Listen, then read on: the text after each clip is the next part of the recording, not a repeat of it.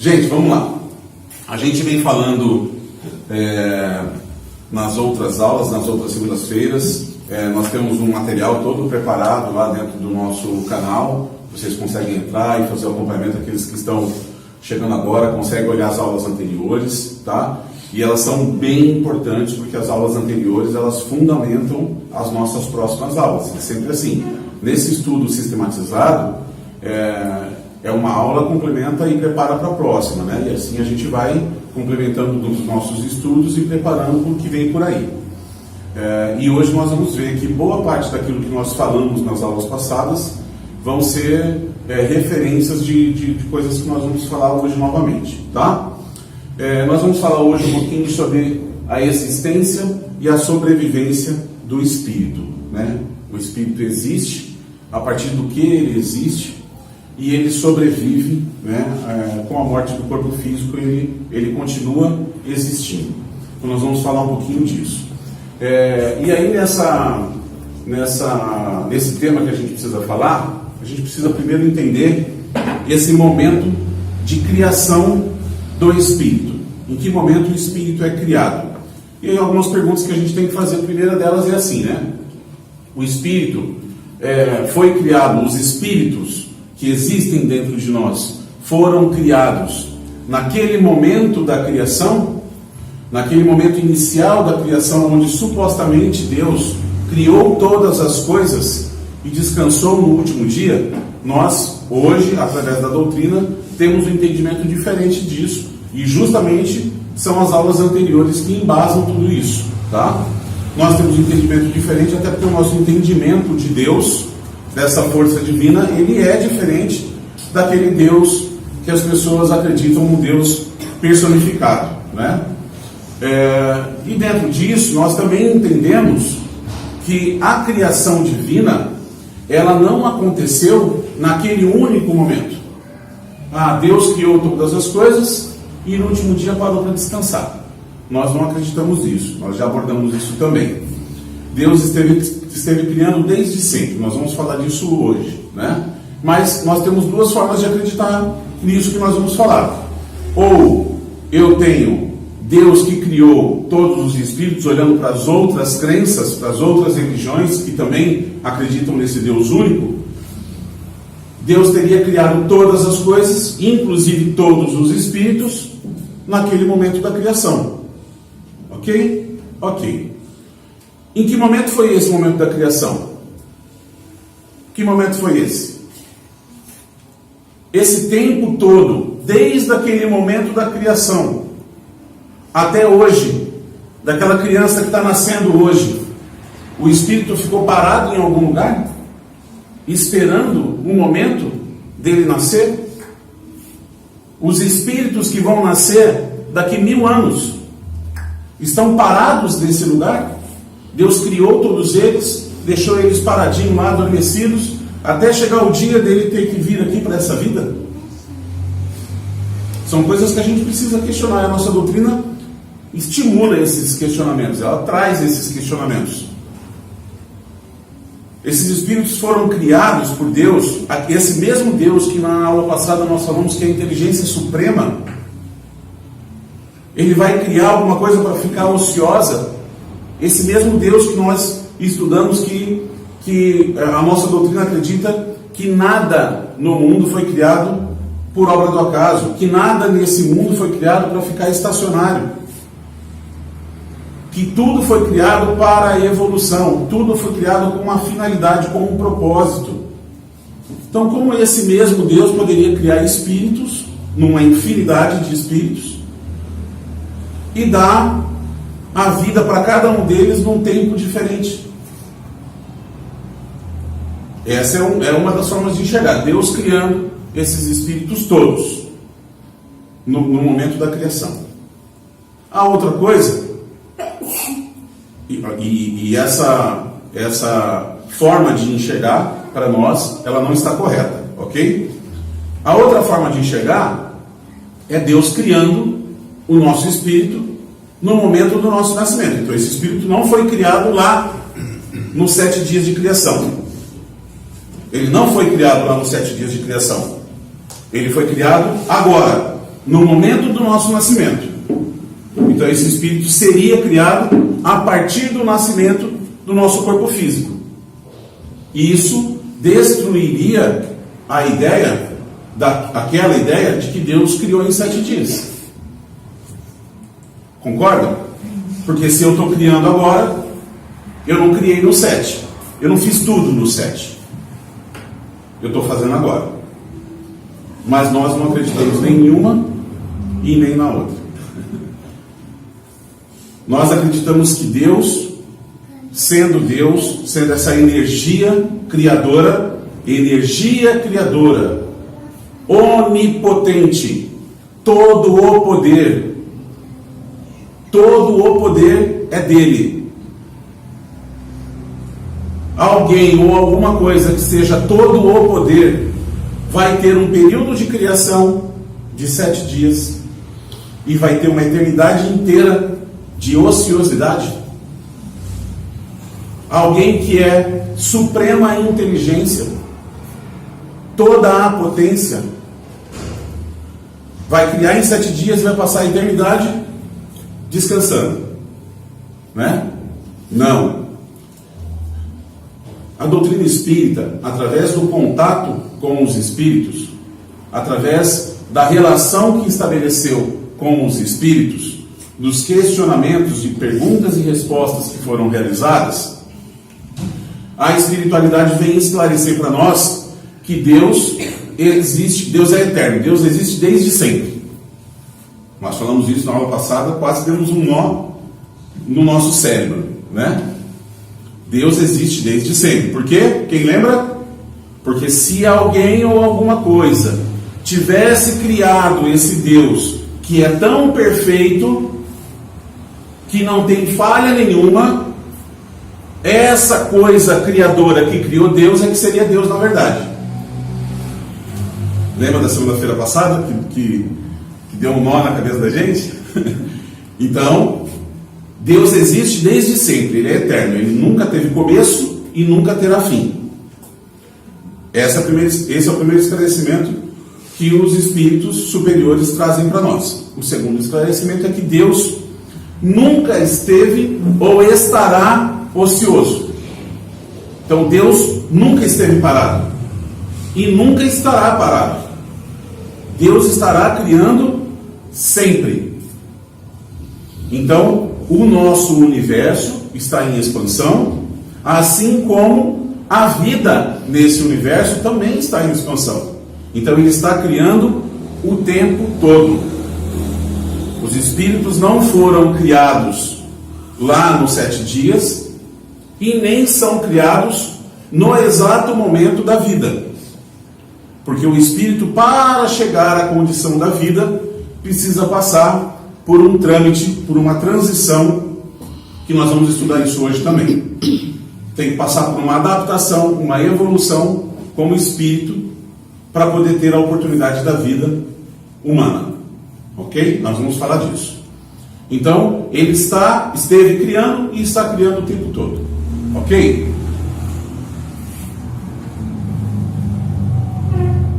A outra coisa que nós precisamos pensar é assim: se a gente acreditasse que o nosso espírito era criado junto com o nosso corpo, no mesmo momento que o nosso corpo está sendo criado, Deus vai dar a vida para aquele corpo através de um espírito que Ele vai colocar lá dentro.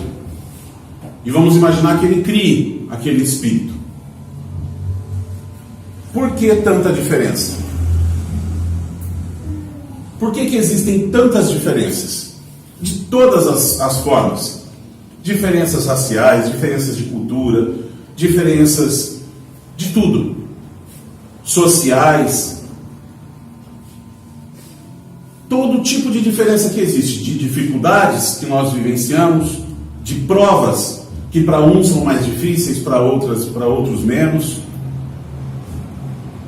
Se Ele está criando todos nós, se nós não temos uma anterioridade, se o nosso espírito não pré-existe à vida do nosso corpo, nós teríamos um problema. Porque como nós poderíamos enxergar a justiça divina? Aonde estaria a justiça de Deus?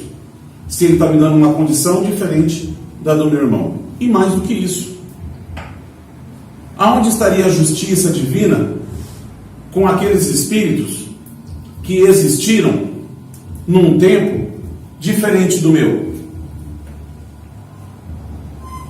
Vocês concordam que a experiência de vida de quem viveu há 100 anos é diferente da experiência de vida de quem está vivendo agora?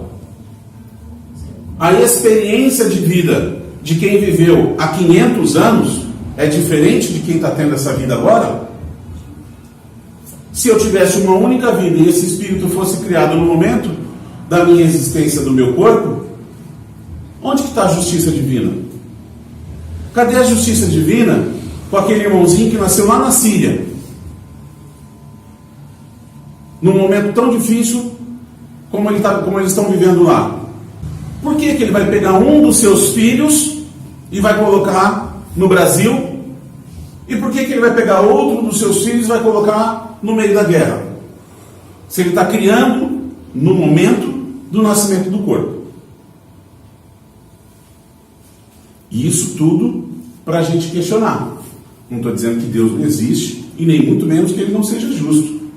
Eu estou fazendo esses questionamentos justamente para que a gente possa pensar um pouco sobre o assunto. Nós acreditamos na pré-existência do Espírito a essa vida.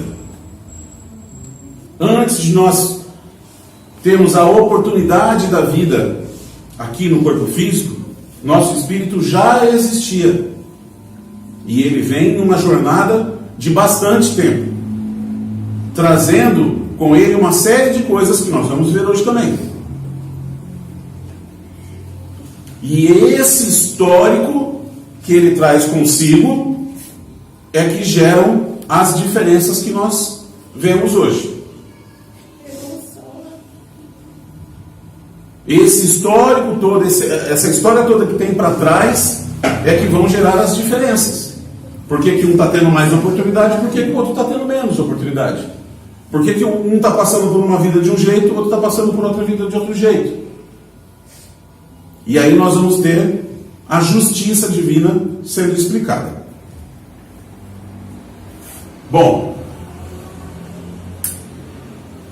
se ele é suprema inteligência, nós temos que entender que as suas leis, elas não cedem aos nossos caprichos. Nós já falamos disso aqui nas aulas passadas também. Se ele é a suprema inteligência, ele criou as coisas de uma forma que elas não precisam ser alteradas. Lembra disso? Então ele não precisa interceder. Ele já criou de um jeito que funciona. E essa lei maior se chama lei de causa e efeito. Nós estamos o tempo todo semeando e estamos o tempo todo colhendo. Colhemos hoje o que semeamos no passado e semeamos hoje o que colheremos no futuro. O tempo todo. O tempo todo nós estamos tomando decisões. Mesmo quando eu digo que não vou tomar decisão nenhuma. É uma decisão. Mesmo quando eu quero ficar quietinho e não quero opinar sobre nada. É uma decisão e ela tem repercussão. Tudo na nossa vida tem consequência. Absolutamente tudo. E a consequência pode ser boa ou pode ser ruim, dependendo da escolha que nós estamos fazendo. Ok? E é nisso, é nessa força, dessa justiça, dessa lei de causa e efeito, que está estruturada toda a justiça divina. Absolutamente não existe o acaso. Absolutamente nós não passamos por nada que nós não semeamos do nosso passado, na nossa história, na nossa experiência de vida. E, gente, a questão da pré-existência do Espírito, ou seja, o Espírito já existia antes dessa oportunidade, dessa vida, ela é um dos fundamentos da nossa doutrina. Ela é uma das coisas que dá, é um dos pilares da nossa doutrina, junto com a reencarnação. É através da pré-existência do Espírito que nós temos a fundamentação da reencarnação, que é o principal pilar da nossa doutrina, que explica muitas das coisas, muitas das diferenças, daquilo que, através de outros olhares, seriam injustiças. E a pré-existência do nosso espírito, ela se explica, e essa justiça toda, ela se explica através do nosso perispírito, que é uma coisa que nós vamos falar hoje também, tá? Mas eu quero falar um pouquinho sobre a pré-existência. Algumas pessoas falam que a reencarnação, né, foi tirada da Bíblia, que a reencarnação existia na Bíblia. A palavra reencarnação foi inventada por Allan Kardec. Essa palavra ela não existia. Então não tinha como ela estar na Bíblia. Ela não existia, essa palavra reencarnação. Ela foi inventada por Kardec no momento da formulação da nossa doutrina. Ok? Mas o que existia era o nome ressurreição, que o povo judeu acreditava na ressurreição como uma reencarnação. Eles não sabiam explicar ao certo como ela procederia, como ela aconteceria. Mas o povo judeu sempre acreditou na possibilidade dessa volta, desse retorno. Só não sabia como ele aconteceria. Ok? E existiu desde sempre, aí sim, a teoria da pré-existência do espírito. Para que esse espírito estivesse voltando, para que esse espírito pudesse estar retornando, como Jesus mesmo fala, nós não vamos falar hoje sobre reencarnação, vai ter um momento certo, mas Jesus tem algumas passagens que ele fala, principalmente quando ele fala de João Batista, que João Batista é o Elias que voltou e nós não reconhecemos, né? Então ele está falando do retorno. Quando ele está apresentando a reencarnação para nós, quando ele está falando disso, ele está falando da pré-existência. Então a pré-existência sempre existiu.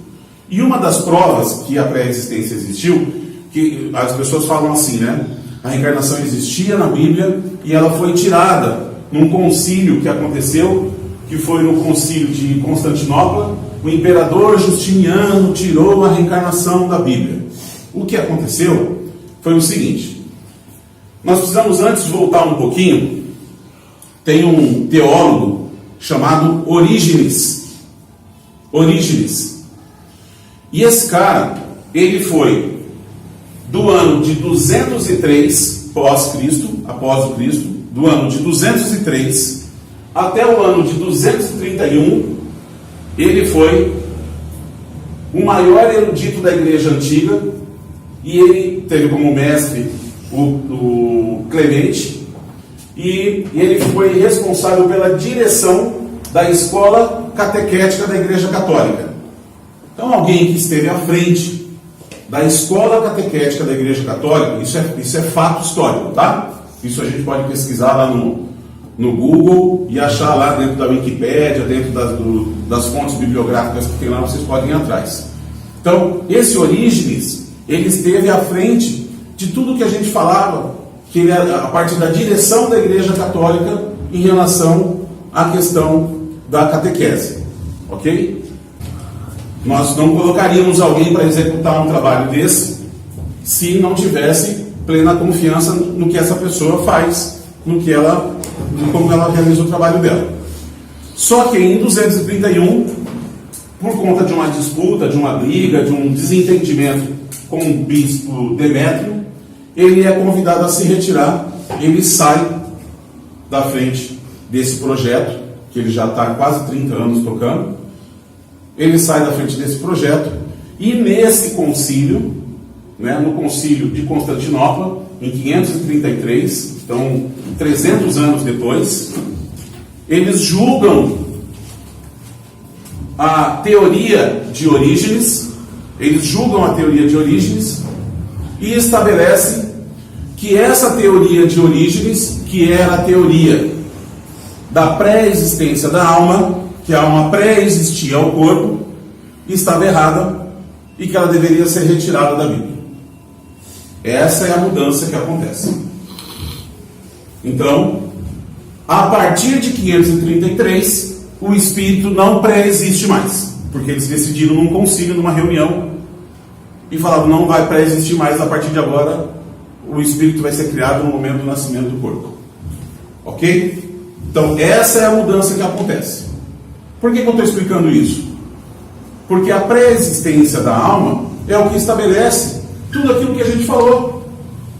E ela se estabelece através de uma coisa que nós vamos conhecer depois, já com a doutrina, que se chama perispírito, que também é um novo nome, e também inventado por Kardec, dentro da nossa doutrina, e que vem justamente para esclarecer esses fatos. É a única coisa que justifica todas as diferenças que nós temos. O Espírito já existia antes da gente vir. Esse Espírito, ele possui, na nossa oportunidade de existência aqui, uma camada. O nosso Espírito, a gente tem que entender que o nosso Espírito é como se ele fosse uma luz, uma chama, né? A definição de Kardec é como se ele fosse uma chama acesa. E essa chama acesa, não seria possível ela ficar dentro do nosso corpo, porque ela é extremamente sutil, e o nosso corpo é extremamente denso. Então nós precisaríamos de uma membrana, de uma membraninha, que segurasse esse espírito dentro do nosso corpo.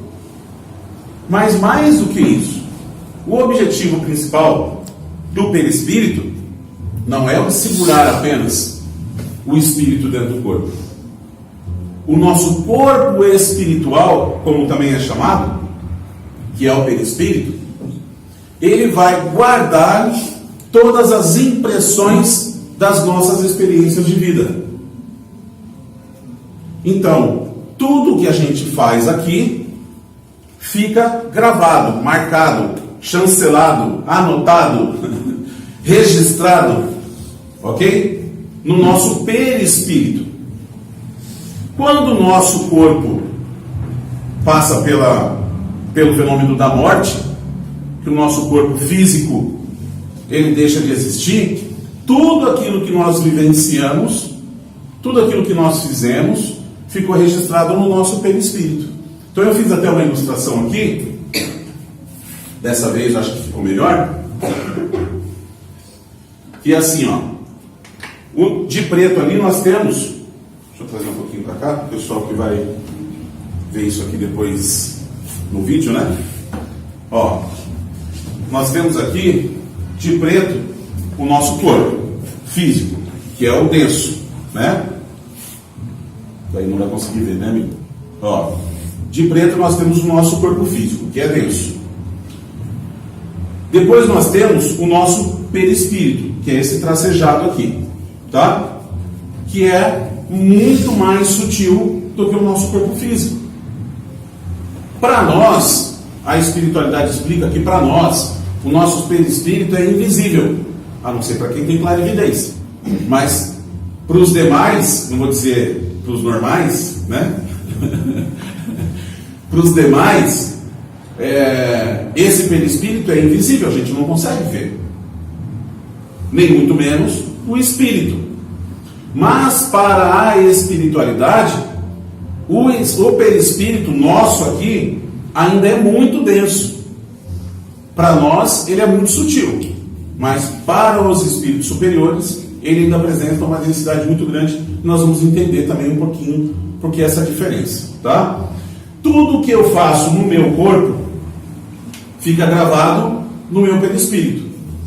Então, eu passei uma vida inteira, vou eu, por exemplo, dos excessos, né? Eu passei uma vida inteira cometendo excessos. Tive uma vida inteira desregrada, fiz um monte de coisa errada, desde a alimentação ruim, aos vícios, às dependências químicas, dependências sexuais, fiz um monte de coisa errada na minha vida. essas coisas que eu fiz errado na minha vida foram deteriorando o meu corpo físico. Então, fez com que eu morresse antes do prazo que eu tinha para viver. E por isso, na espiritualidade, nós temos lá no livro Nosso Lar, eles chamam de suicídio inconsciente, porque a cada vez que você está fazendo isso, você está tomando a decisão de encurtar a sua vida, e você não tem liberdade, você não tem autonomia para encurtar a sua vida. Essa autonomia não é tua. Quando você está fazendo, é um suicídio inconsciente. Você está correndo o risco de viver menos do que foi o planejado. E, portanto, coisas que você precisaria viver lá, depois, talvez você não tenha essa experiência. Porque você encurtou a sua vida. Ok? Então, tudo aquilo que eu fiz de mal com o meu corpo físico, que deteriorou o meu corpo físico, também deteriorou o meu perispírito. Ok? O meu corpo físico terminou, foi embora. Muitas vezes eu morri um pouco mais velho, eu morri de morte natural e não tive nenhum problema. Passou despercebido. A espiritualidade, eu acho que estava distraída, prestando atenção em alguma coisa que estava acontecendo mais grave, e não viram que eu fiz todas essas coisas. E eu passei batido, né? Morri de velhinho, feliz da vida, deitado numa cama feito um anjo. E às vezes a gente pode olhar e falar assim, escuta, mas por que a pessoa teve uma vida toda desregrada e viveu até o final da vida dela e não aconteceu nada com ela? E a gente olha para uma criança com dificuldade de respiração e a gente não consegue identificar naquela criança que tem aquela asma, que tem aquela dificuldade de respiração, aquele mesmo espírito que durante uma vida inteira fumou, durante uma vida inteira, morreu de velho, o seu corpo foi embora e o seu espírito ficou todo impregnado daquilo que ele viveu uma vida inteira. Quando ele volta, pré-existência da alma, pré-existência do espírito, o espírito volta, ele já existia, ele já tem uma história, ele tem experiências, e quando ele volta para essa nova experiência, ele precisa resolver as coisas que ele fez. Ele precisa tratar daquele mal que ele causou para ele mesmo. E aí, muito jovem, a gente percebe doenças que são injustificáveis. Porque o meu filho, a minha filha, tão novinho, nunca fez nada, nunca colocou nada de álcool na boca e tem uma hepatite. E tem uma doença crônica disso, tem uma doença crônica daquilo. E por que a outra criança é saudável e o meu filho, a minha filha não é? Por que tal pessoa, que é uma pessoa de má índole, goza de saúde, e eu, que sou uma pessoa do bem, estou cheio de problemas de saúde? Todas as diferenças, assim como as maldades, os crimes que eu cometi, que também ficam no meu histórico e que também fazem parte de resgates que eu preciso fazer. Tudo aquilo que eu provoquei de mal, eu preciso resgatar. Então, muitas vezes vou voltar pré-existência, estou voltando porque eu já existi. Estou voltando e vou ter que resgatar as coisas erradas que eu fiz. Aí está, gente, para a nossa doutrina, a grande explicação da justiça divina. A pré-existência do nosso espírito. Ele já existia antes dessa oportunidade aqui. Nós já tivemos outras experiências. Mas mesmo assim, antes da primeira experiência, antes da nossa primeira oportunidade de vida, nós vamos falar, antes da nossa primeira oportunidade encarnatória, nós já existimos como espírito e nós passamos por um processo de incubação, nós passamos por um processo de aprendizado, de evolução espiritual, e em planetas transitórios, nós vamos falar também, tá?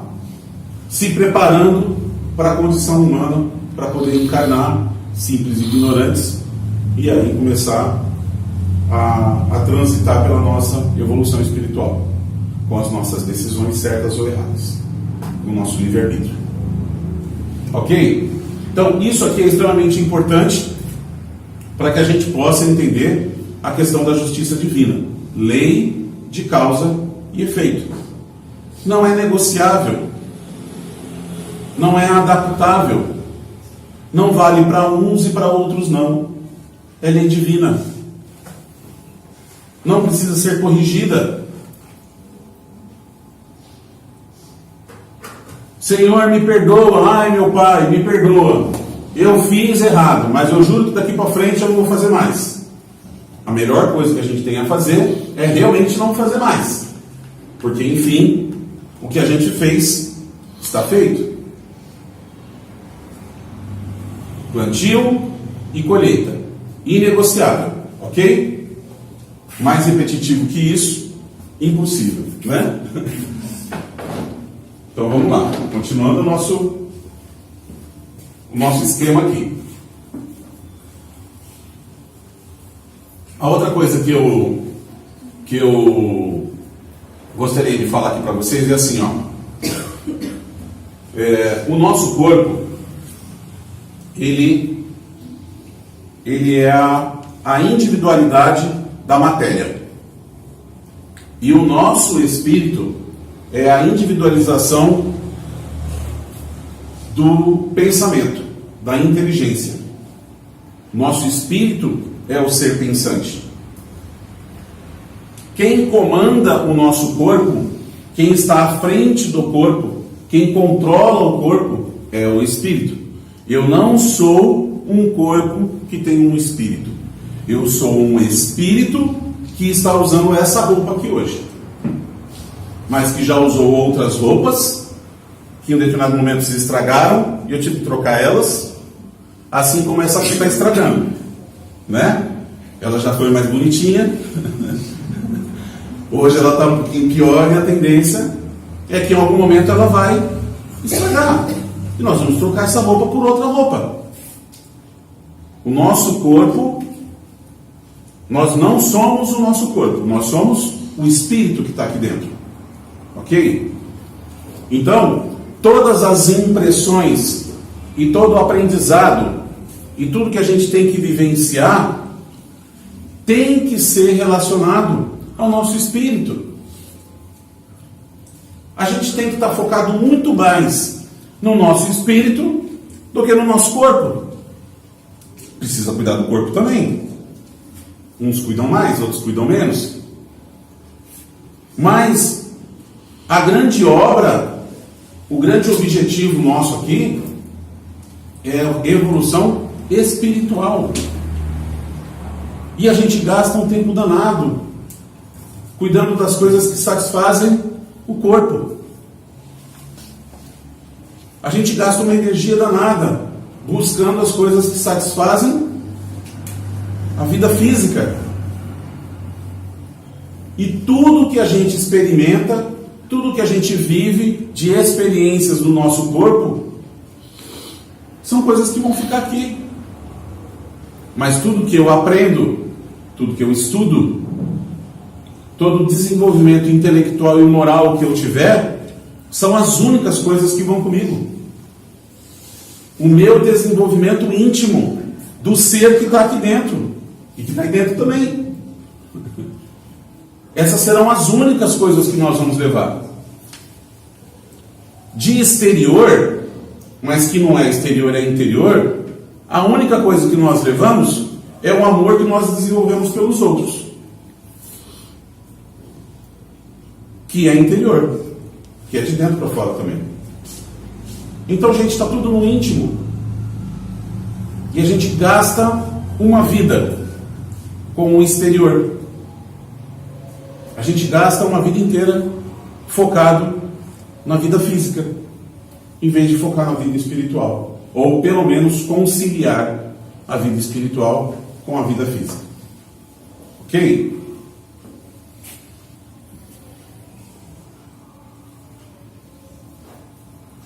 Vamos lá. O espírito é a luz, a chama, é o princípio intelectual e moral de cada ser. Sem forma, mas qualquer que seja o grau em que se encontre, o espírito está sempre revestido de um envoltório, do perispírito, cuja natureza se eteriza à medida que ele se depura e eleva a hierarquia espiritual, de acordo com os mundos que habita. Então, ele vem dizer para nós que o nosso perispírito, ele vai ser mais denso, ou ele vai ser mais sutil, de acordo com a nossa evolução. Assim como nós aprendemos que a vida, ela também é mais densa ou mais sutil, dependendo dos planetas, dependendo da nossa condição de evolução. Conforme a gente mais evolui, conforme a gente mais caminha, moralmente falando, nós vamos tendo oportunidades diferentes de reencarnação. Algumas delas, alguns espíritos que caminham e que avançam, não precisam mais voltar num planeta de provas e expiações para suas próximas existências. Eles podem já viver ou experienciar em condições melhores do que as nossas, em mundos de regeneração, ou em mundos mais avançados. E conforme mais avança, menos densa é a matéria.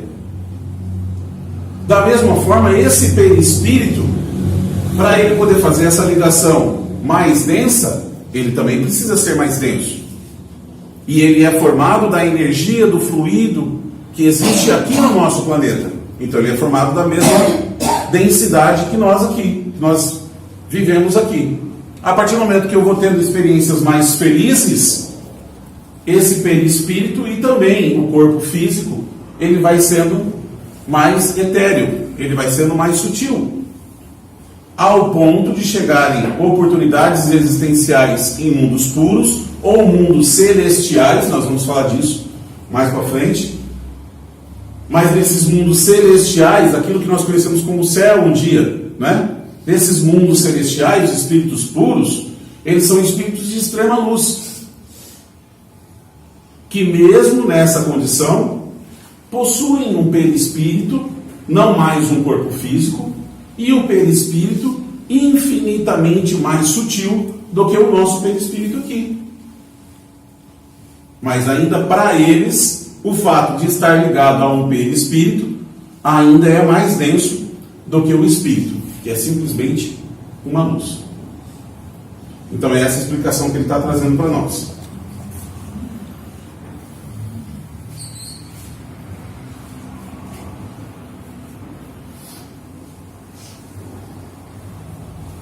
Já falamos aqui do perispírito, de tudo que ele grava. E aí ele fala o seguinte: o perispírito é ainda corpo organizado que, representando o molde fundamental da existência para o homem, subexiste além do sepulcro. O corpo espiritual é preciso considerar antes de tudo que ele não é reflexo do corpo físico, porque na realidade o corpo físico é que é reflexo, tanto quanto ele próprio, do corpo espiritual. Então, na verdade, quando a gente fala assim, algum médium, né? Alguém que tenha mediunidade de clarividência e olha para o perispírito da pessoa, muitas vezes fala assim: a aparência dele é igual à do corpo físico. Na verdade, a aparência do corpo físico é igual à do perispírito. Quem vem primeiro? O perispírito. O perispírito já existia antes da existência do corpo físico. Tem uma passagem dentro de um livro chamado Transição Planetária, é um livro bem recente do Divaldo, e ele vem explicar para nós esse momento de mudança que o planeta está passando. E ele vem dizer para nós que a gente vem caminhando para um mundo de regeneração, né? E é uma condição de evolução melhor de vida que a gente vai ter aqui na Terra. E Nesse livro, numa determinada situação, inclusive, eu já citei isso numa outra oportunidade, eu acho que em outra palestra que a gente fez, a gente quando imagina, ele vem explicar para nós o seguinte, que nesse processo de transição planetária, espíritos que estão além da gente, que estão numa condição de evolução melhor do que a nossa, esses espíritos eles estão vindo para reencarnar aqui na Terra e alavancar o nosso processo de evolução, vem impulsionar a raça humana para uma condição melhor existencial, moral e eticamente falando, ok? Sempre quando nós estamos falando de espiritualidade, nós não estamos falando de avanço de coisas puramente materiais. Existe sim o avanço da ciência. A ciência na Terra, ela é uma cópia mal feita da ciência que existe no plano espiritual. A gente faz aqui mais ou menos copiando o que já existe lá, ok? Mas o fato é que aqui sempre as coisas serão direcionadas. Quando a gente está falando de espiritual, a gente está falando de ética e de moral. Então esses espíritos mais avançados estão vindo reencarnar aqui, e a gente olha, isso já vem acontecendo há bastante tempo e ainda vai permanecer acontecendo. Mas quando a gente imagina isso, nesse livro especificamente, ele cita uma situação de um espírito que vai voltar, de um espírito de muita luz, uma condição de evolução singular, ok? E aí quando ele está fazendo essa citação, ele está trazendo esse exemplo, ele cita que esse espírito vai voltar na casa de um casal que frequenta, inclusive, um centro espírita. Quando a gente imagina isso, gente, a gente já imagina o seguinte, né? Bom, esse espírito que é de extrema luz vai voltar e ele deve ser o novo presidente do país. Esse cara deve voltar numa condição de promover grandes transformações. Um espírito que está muito avançado e que vai vir aqui e precisam dar o poder para ele, né? Ele vem nascer num casal que mora num barraco de madeira no meio de uma favela no Brasil. Eles tinham que colocar a criança, depois mais para frente vai contar, que eles tinham que colocar a criança para dormir em lugar alto, porque senão era perigoso as ratazanas devorarem a criança. Tal a pobreza que esse espírito ia reencarnar. Porque não era para ser presidente de um país. Um espírito evoluído precisava nascer aonde tinha necessidade dele, que era no meio do povo mais humilde, mais sofrido, mais necessitado. A gente aqui confunde todas as coisas, né?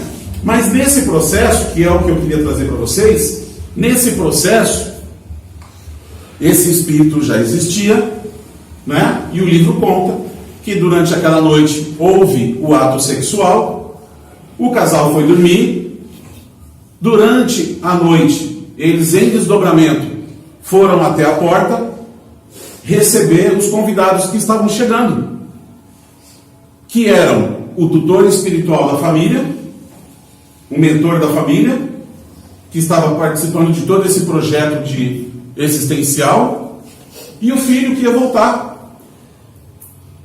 E eles foram até esse momento em que o corpo da mulher estava adormecido para escolher qual era o espermatozoide que tinham as características mais aproximadas da aparência que ele tinha preparado, que ele precisava. Então ele já tinha a aparência que ele precisaria para aquela nova existência. Ele já tinha a condição perispiritual que ele precisaria para aquela nova existência. E ele vai escolher o espermatozoide que tem as características mais aproximadas. E eles dão um impulso energético de força, de energia, de vitalidade nesse espermatozoide, que avança à frente dos outros e fecunda o óvulo e gera a criança. Absolutamente não existe o acaso, gente. Isso não aconteceu só nesse caso. É assim que a vida acontece. O espírito já estava lá. O espírito já estava lá. Entende? Então, assim, pré-existência dessa alma, o envolvimento na escolha da condição. O corpo é que se parece com o perispírito, e não o perispírito que tem as características do corpo físico. O perispírito foi preparado. O espírito estudou, preparou como é que ia ser a nova existência, quais eram as provas, quais eram as dificuldades, o que ele ia precisar enfrentar. E aí foi escolhidas as condições particulares, as condições parecidas com aquelas que ele precisava ter naquela existência. Ok? Ok, gente? Nós precisaríamos entrar agora, eu não vou entrar porque nós estamos acabando a nossa aula de hoje, e nós íamos falar agora um pouquinho sobre a origem e a natureza do Espírito, tá? Que vai entrar no próximo capítulo do nosso livro do Oeste. Então, só passando uma revisãozinha do que a gente falou hoje, e sobretudo nesse ponto final, quando a gente está falando que o Espírito pré-existe, gente, nós estamos falando que essas experiências a gente traz de longa data, e a gente vem voltando, e muitas vezes até aqui nós voltamos e nos revoltamos com a nossa condição. Nós voltamos para essa vida aqui, voltamos para essa sala de aula e temos repetido essa mesma sala de aula inúmeras vezes. E muitas dessas vezes, ou por ignorar o que nós conhecemos hoje, e portanto deixar de influenciar positivamente o nosso futuro espiritual, as nossas próximas existências, ou por nos revoltarmos contra as coisas de Deus, achando que Deus é o culpado. Deus me colocou nessa condição que eu estou hoje. Deus fez isso na minha vida. E o que a nossa doutrina vem trazer para nós é que Deus não tem nada a ver com isso.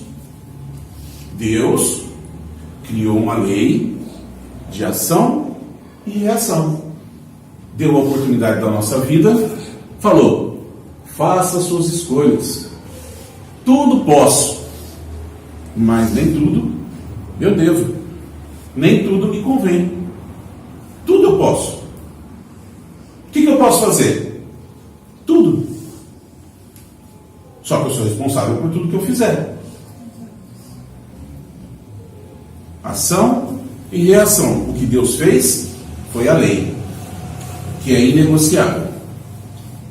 O que eu estou vivendo é consequência dessa lei? Culpa da lei? Não.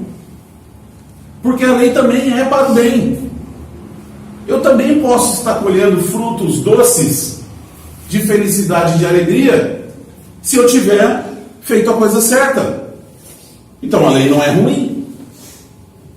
O fruto vai ser ruim ou vai ser doce, dependendo das escolhas que eu fizer. A culpa não é da lei. A responsabilidade, para não dizer culpa, é do semeador. No meu caso, eu. No seu caso, você. Ah, não, mas tem coisa que acontece na minha vida que é culpa de alguém. Minha não pode ser. Né? Eu não teria escolhido passar por isso na minha vida. Ah, no meu planejamento existencial, jamais que eu teria escolhido essa prova. Sim, nós escolhemos. E nós dissemos mais do que isso. Nós dissemos que nós íamos passar com resignação.